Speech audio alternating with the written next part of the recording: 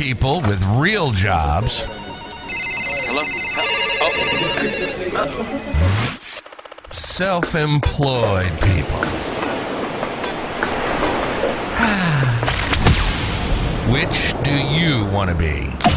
This is Certifiably Unemployable. It's time to fire the boss and become self-employed. Maybe you need a push to get that business or side gig going that you've been dreaming about for years. And if you're an entrepreneur, you can listen to stories and get experience from people who've done it.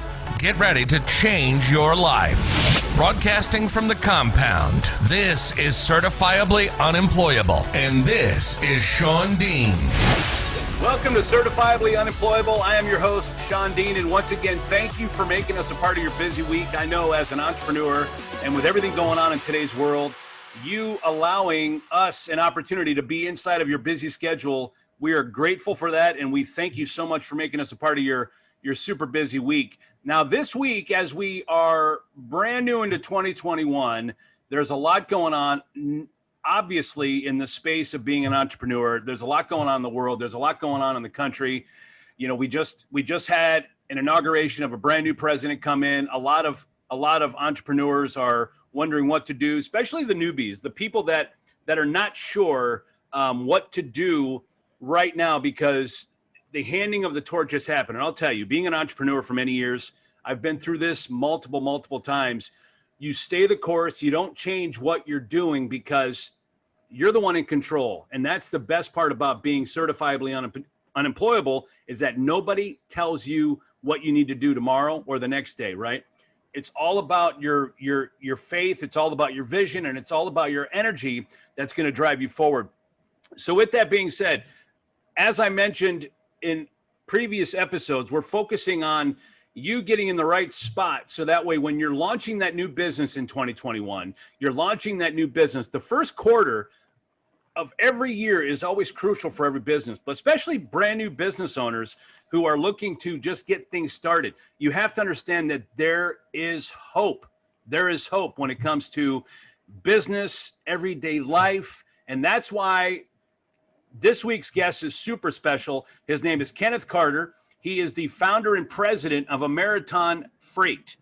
His industry experience comes from serving in the U.S. Army as a motor transport operator.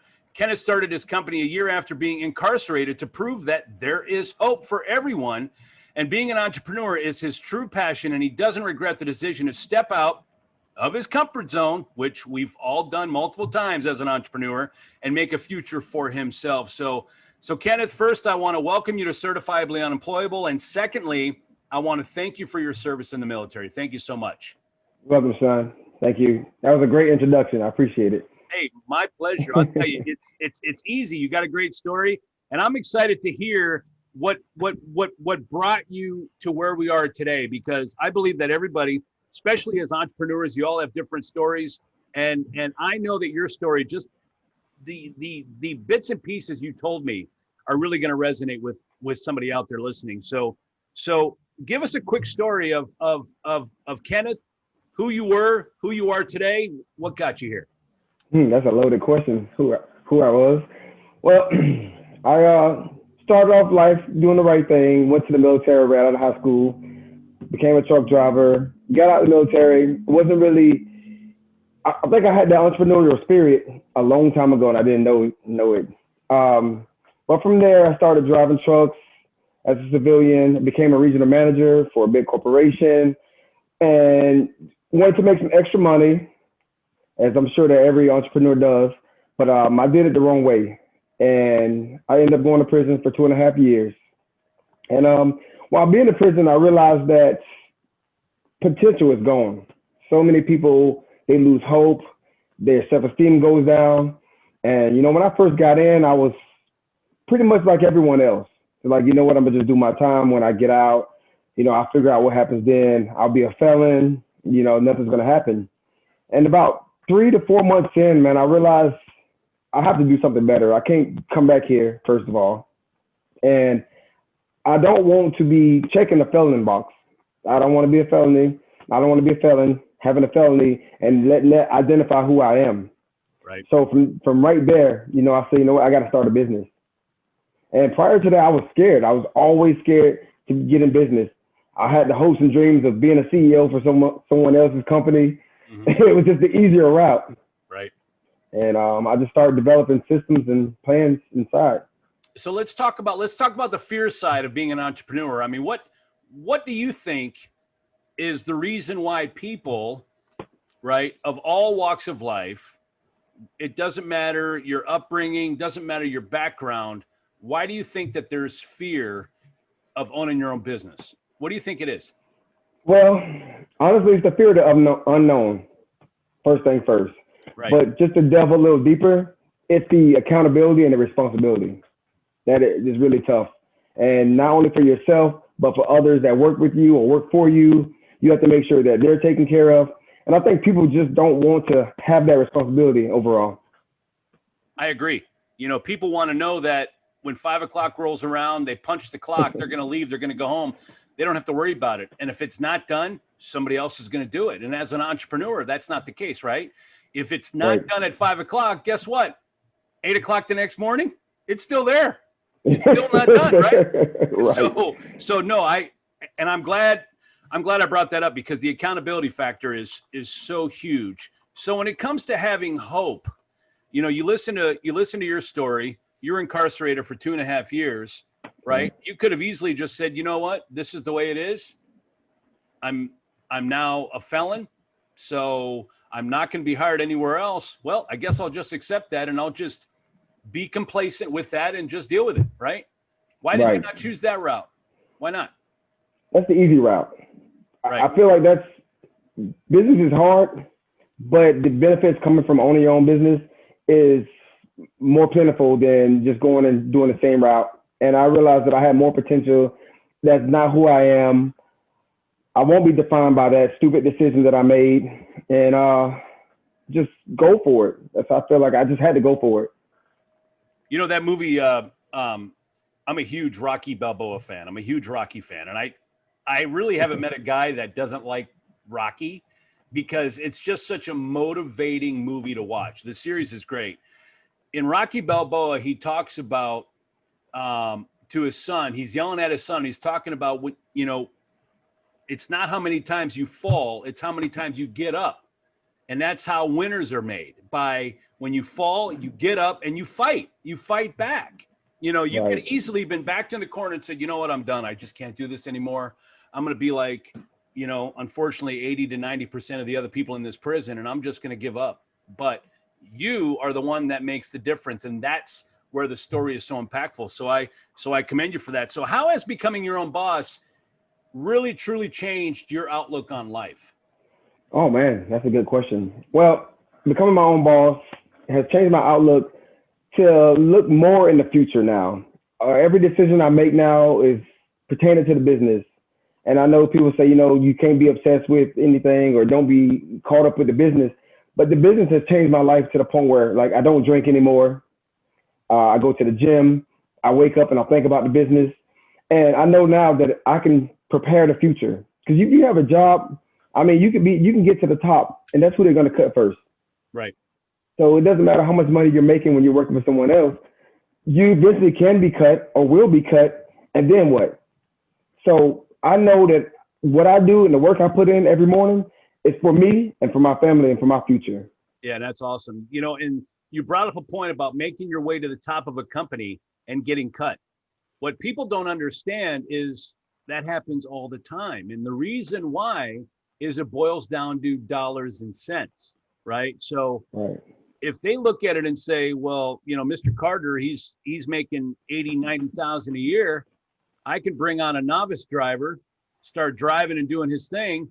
You know, yeah, we might have to put a little money into training him and everything else, but he's going to make far less than that other guy, you know? Right. And my numbers might not be accurate. I'm just using it as an example, but that company looks at it as dollars and cents. You know what I'm saying? Right. So that's what it boils down to. So, you know, you could have easily said, because I know a lot of truck drivers, a lot of especially freight drivers and long haul drivers, you know, you can make a lot of money. You can make a lot of money. And freight is one of those industries, regardless of what's happening in the world, it's not going to stop. It might slow down. There might be a couple of hiccups, but we're always going to need transportation. So it's a huge industry, in my opinion, to be in. So with that being said, and all the experience you have being a driver, is it easy running your own business after you've done all this preparation? All the prepping doesn't matter. It doesn't. You just have to go do it. I actually had the benefit, and I know this sounds crazy and unorthodox, but I had the benefit of being in prison.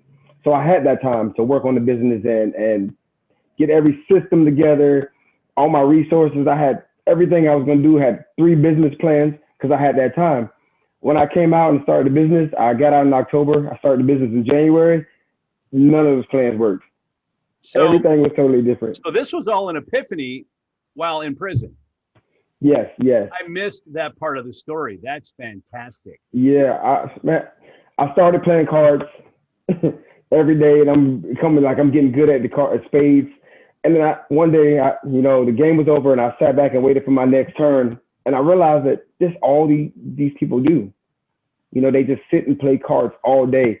And then I started thinking to myself, I'm sorry, go ahead. And that's what they look forward to. Yeah, and it's not their fault. It's not their fault. I won't blame the system. It's just the lack of hope. Right. And I realized that I didn't want to come out and be the best spades player, because I actually played it in my head like, okay, I get out, I have parties, and I can beat everybody in spades, but that's not doing nothing for me or my family. Right. And I said, oh man, I went to the library and I checked out every book on self-help. That was my start. So, if you are hesitant about starting a business and you feel like, maybe it's not for you, I say at least one self-help book. Check it out. Try to identify your weaknesses, identify your strengths, and you can be able to play on those. Because that's exactly what I did. I made a list of all my weaknesses, and each week I tackle one until I felt confident that I can start a business. So now, what would you consider your most favorite self-help book while we're talking about that? Oh man, I have so many. Maybe if you can't do one, can you do your top 3? And I know this is something I didn't prep you for. So, that's what makes it good, right? Yep. How to win friends and influence people. How to what? Win friends and influence people. Okay, I've heard about that. Yep, that was a good one.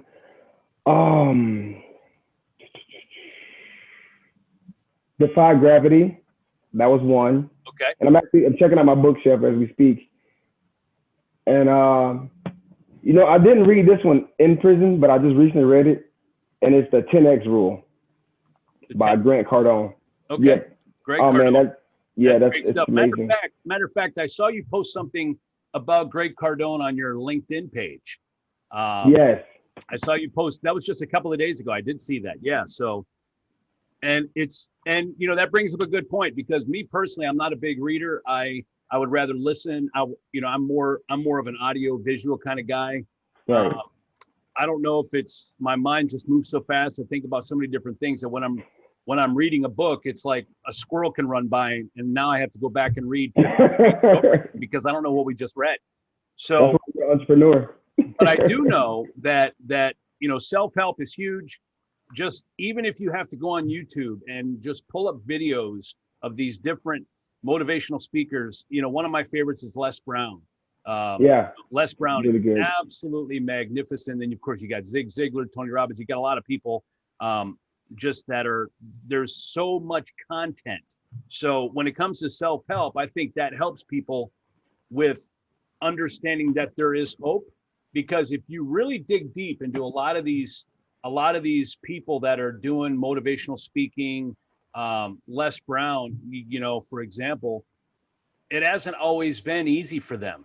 And so again, we can relate to those stories. So let's talk about the failure, because you look at the story of Michael Jordan, all the shots he missed, how many times he was cut, and he kept doing his thing, and he became a phenomenon. I mean, when you think of NBA, he's one of the first players you think of. When you see the numbers 23, you think of Michael Jordan, right? Oh yeah. So what does failure mean to you, and is that an option for you right now? Failure, what it means to me is progress. I feel like you're gonna fail, and it's gonna be setbacks, But that's what makes it even better. Because when you finally get to that winning point, you're like, you know what? I went through this, I went through this, I went through this, and look where I'm at now. Right. So hitting that rock bottom, everyone has their own rock bottom. And you can't define anyone's rock bottom. But that rock bottom helps you bounce harder and bounce higher. Mm-hmm. So I think failure is a great thing. You got to keep doing it, keep going at it. And long as you don't stop trying, you're okay. You just have to be resilient. You got to fail forward, just like you did when you were incarcerated. You failed, but that wasn't going to define you. So you failed forward. You made it right. You made it count. You know what I'm saying? And that makes a huge difference. So what would you say to that person who's thinking of taking that leap, but they're waiting for the right time by preparing, researching, maybe they're waiting for a sign, something to smack them in the head. I mean, what would you say to that person? Just do it. You just have to do it. Researching is not going to do anything for you. I hate to say it, it's wasting time.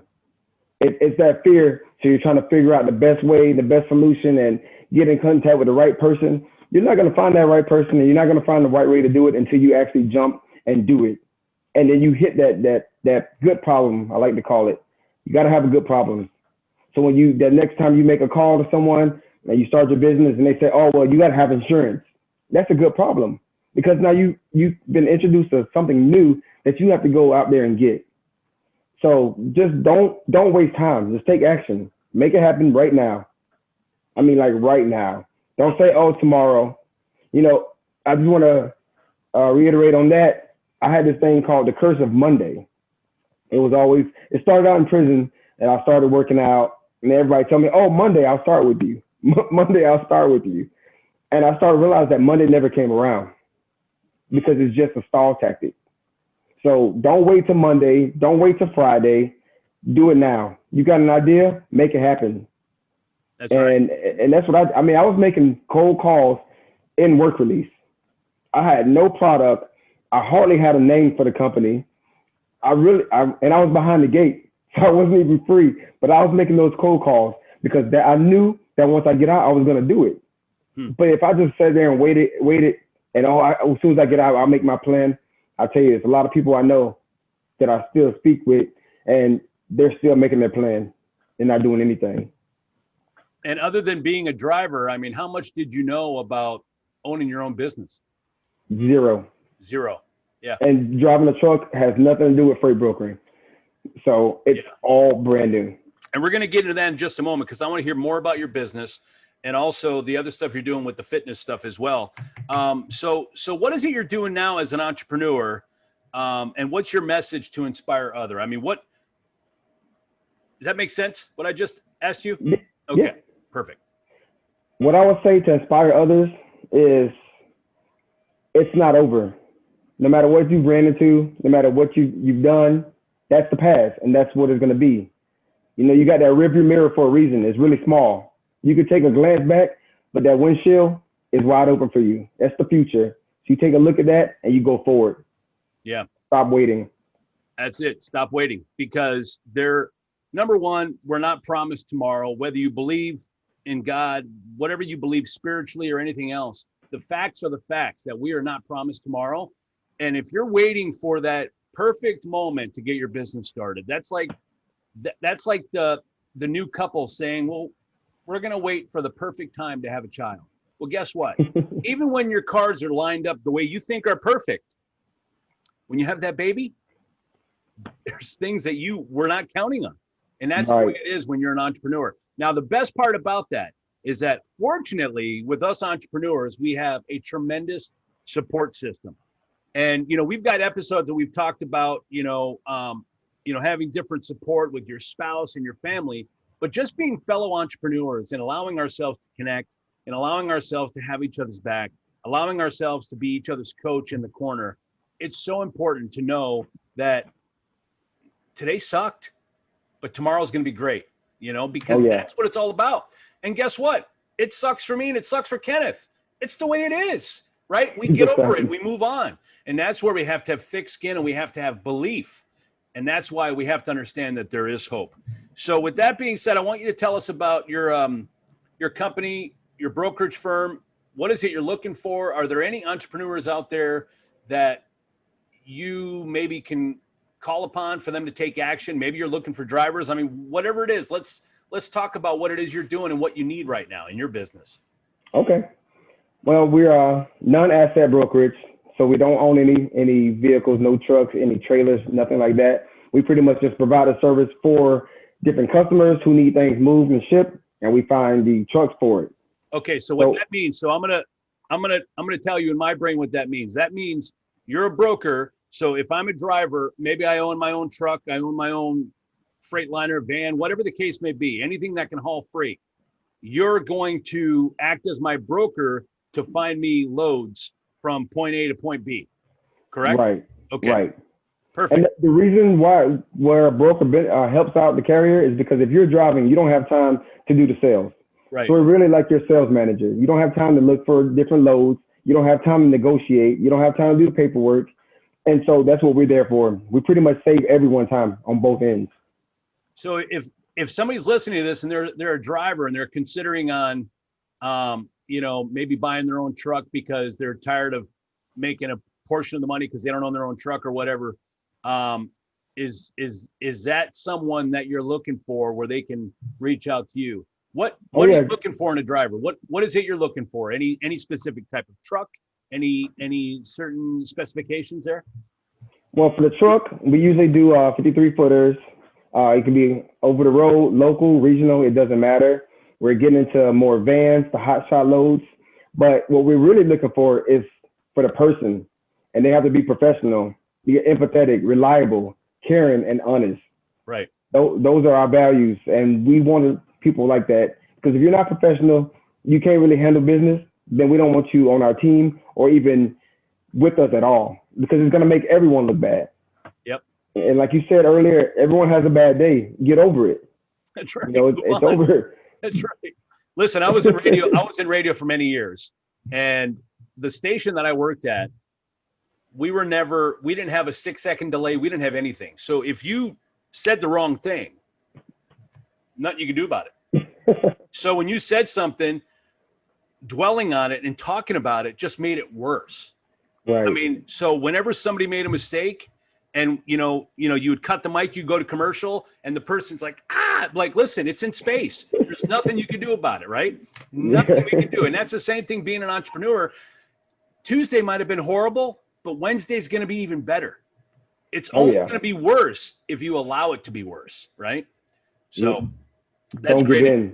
That's great advice. So I love what you're doing as far as your business, the brokerage, the fact that it's your own business.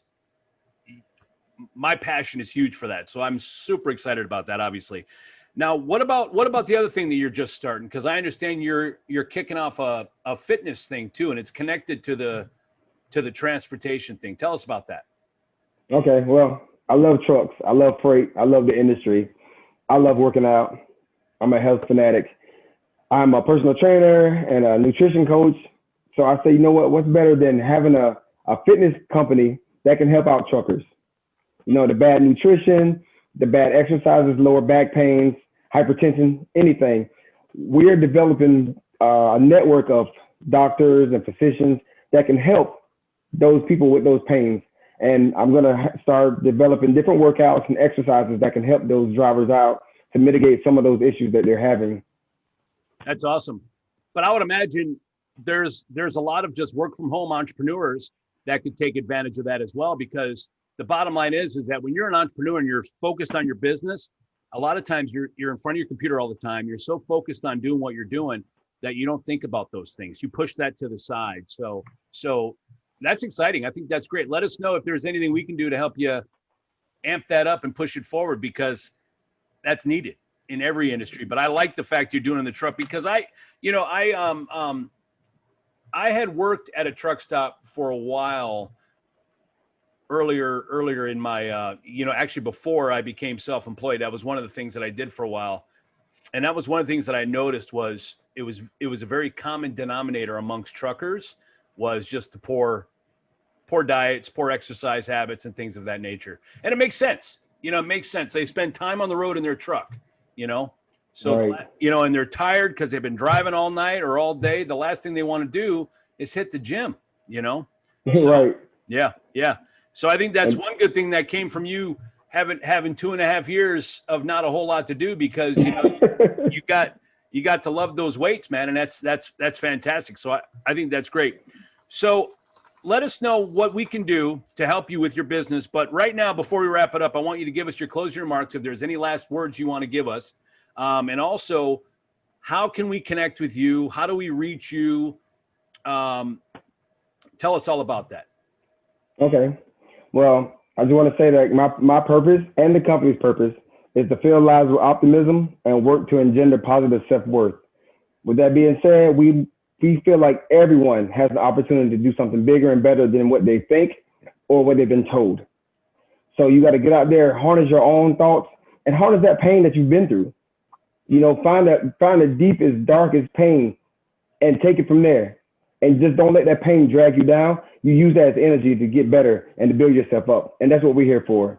Hiring agents and different carriers, shippers, doesn't matter. Build yourself up, entrepreneurs, and just go and do it. No matter what someone says, you still can do it. I love it. Do not let people tell you that. I love it. And how can we connect with you? So I'm on LinkedIn, which I have a very big, nice community of support from a lot of the freight people and entrepreneurs. And it's Kenneth Carter, the Roman numeral 3. Or you can connect with me on AmeritonFreight.com, and any social platform, it's Ameriton Freight. Okay, perfect.